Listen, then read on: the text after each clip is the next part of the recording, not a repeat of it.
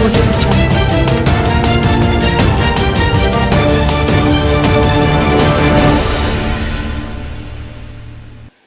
COVID-19 is not an indigenous disease. We need to know this. It is a disease and a pandemic that has assumed global reputation and significance. Such government is interested in developing local vaccine and has encouraged pharmacists, has encouraged medical practitioners and even alternative medical practitioners to go into research, see where they can come up with alternative solutions to these problems and remedies to this problem. So the government is committed to it, and this must not be misconstrued. Our investigation clearly reveals this.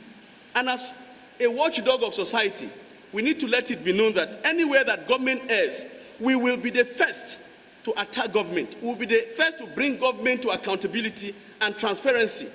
But at the same time, we have recognized that what we have today is a serious problem. Some persons have related it to the case of Marseilles of 720, that government has no capacity, citizens are tired with government. Yes, of course, but the truth is that the case we have today is not the same and should not be compared with Marseilles in many forms.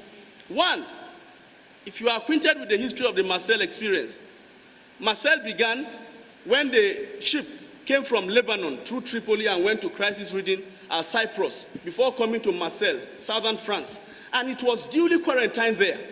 But because Marseille had a monopoly of French trade with the Levant, the silk and cotton merchants prevailed on government and authority to lift the quarantine, which was lifted, and over 50,000 people were lost.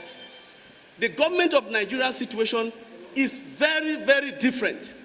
Government had to strike a delicate balance between public health safety, between upgrading her health system and meeting or sustaining the livelihood of her citizens. Because Nigerians, a vast majority of Nigerian citizens, have to go out and earn their keep from daily engagements, daily businesses, and of course, daily trading. They have to go to communities, investigate, and the NCD is doing that. So any governor that inflates figure is unfortunate, is unnecessary, and the governor is just politicizing the entire episode. The federal government does not support such actions by our investigation. And if the federal government did, we will upbraid the federal government and will stand up to challenge the federal government on why the government has to do that.